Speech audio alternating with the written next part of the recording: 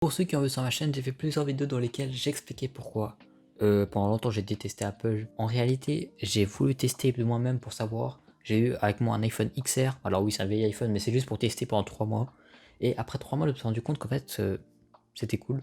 Dans le sens où le produit était bien, mais les applications de base, là, ça devenait une prison. Dans le sens où si vous commencez à utiliser des applications telles que iTunes, iCloud, iMovie, Page, Music, Health, Note, Freeform, Mail, Contact et Apple Pay, alors bien évidemment, il y a des gens auxquels ça va plaire, mais je trouve que c'est vraiment de la merde. Ce que je vous conseille, c'est de prendre des applications alternatives dans le sens où vous prenez par exemple Spotify pour la musique, Notion pour les notes, prenez YouTube pour le divertissement.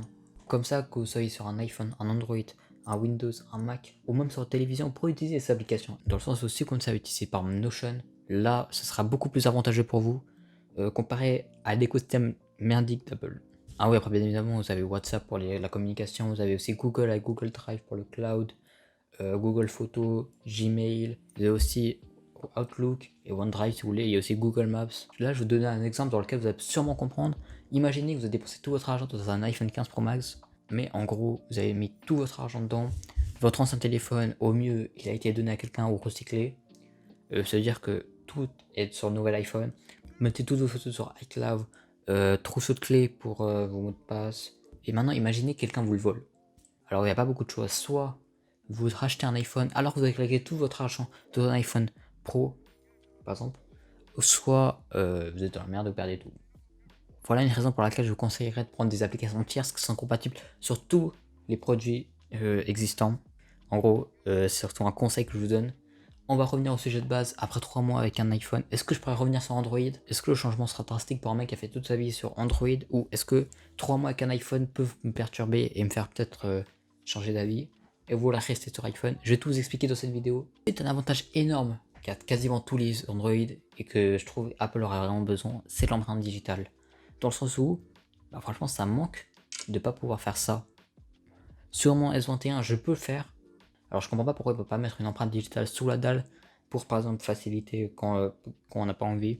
Alors bien évidemment Face ID ça marche très bien, voire mieux que tous les autres capteurs qui sont généralement en 2D.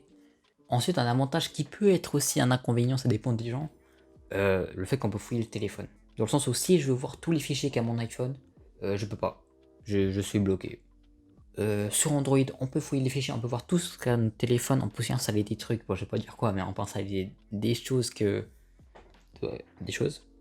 Ça peut être un avantage si vous connaissez les fichiers que vous allez mettre, si vous savez un peu bidouiller le téléphone, et si vous êtes un peu calé dedans. Mais par contre, si par exemple vous êtes vraiment un mec, je vais prendre un mec, imaginez que vous êtes un mec de 50 ans qui connaît rien à la technologie, et là vous chopez genre mamie est à 50 km, et là vous appuyez dessus, bah ce sera un peu plus compliqué de trouver le virus pour vous, alors que c'est un virus de base que tout le monde peut avoir, comparé à un mec qui est un peu calé bah, dedans. Par exemple, si vous prenez un iPhone, les virus sont beaucoup moins présents parce que vous aurez moins de possibilités de pouvoir aller dedans et pouvoir télécharger ce que vous voulez. Par exemple, même l'App Store, ne peut pas tout télécharger parce que Apple contrôle une partie de tout ce que les développeurs font, dans le sens où ils sortent pas n'importe quoi dedans, ils vérifient avant, donc c'est plus compliqué. L'USB-C. Alors oui, l'iPhone 15 a l'USB-C, mais est-ce que ça vaut la peine d'acheter un iPhone 15 avec de l'USB 2.0 qui est équivalent à Lightning juste parce que c'est de l'USB-C? Franchement, je vois pas l'intérêt. Et surtout une autre question, qui va acheter l'iPhone 15? Dans le sens où les gens vont généralement acheter les iPhones précédents, genre le 12, 13, 14, mais pas le 15. Quand on voit que pendant longtemps les iPhones ont le même design et ils voyaient juste le prix qui baisse sur les anciens, bah, je pense que les gens vont juste acheter un ancien iPhone. Surtout que le Lightning ça va rester pendant longtemps. Du coup, ils vont pas être perdus en achetant un vieil iPhone. Pourquoi les gens achèteraient un iPhone à 799$ alors qu'ils peuvent avoir la même chose pour 699$? Ce serait inutile pour eux et de toute façon ils verraient pas la différence. Sur Android, que vous preniez un Android de 2023, 2024 ou un Android de 2019, vous aurez de l'USB-C et ce sera largement meilleur que sur iPhone. Enfin les iPhone 15 surtout. Alors la charge, quasiment tous les téléphones récents ont de la charge rapide et par induction, mais il y a un truc que Samsung ont qui était quand même assez utile, c'est la charge inversée. Alors ça c'est une partie des différences que j'ai vues dès le premier jour avec mon S21 après avoir utilisé le XR. Le deuxième jour j'ai surtout vu des différences côté divertissement, j'ai aussi installé par exemple YouTube X et aussi des jeux vidéo pour tester surtout l'écran et les performances. Alors franchement, je pensais pas, mais j'ai vu une énorme différence en truc. C'est l'OLED. Pour ceux qui savent pas ce que c'est l'OLED, regardez juste cette image. Si votre écran est en OLED, alors les pixels seront juste éteints. Et franchement, ça fait un énorme contraste avec les pixels allumés. Et franchement, les noirs sont plus noirs. Ouais, c'est tout.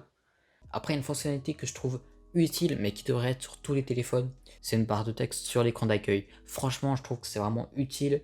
Au cas où je pense si on perd son téléphone, moi ce que j'ai mis mon nom, prénom, adresse, email. Comme ça, si un jour je perds mon téléphone, vous n'avez même pas besoin de mon mot de passe, vous avez juste à allumer le téléphone et vous verrez les informations. Et franchement, je trouve ça cool et utile. Alors, la réponse. Après un bon moment avec un S21 FE, est-ce que je reviendrai sur Samsung ou est-ce que je continue avec cette merde?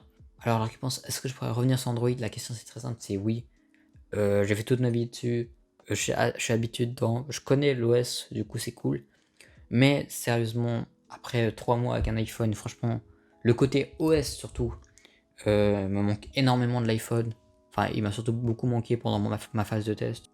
Après, Android peut avoir plusieurs points positifs, par exemple le côté innovation avec des téléphones pliants et roulants, côté spec avec des chargements beaucoup plus rapides et innovants, les capteurs toujours plus poussés. J'espère que la vidéo vous aura plu, abonnez-vous.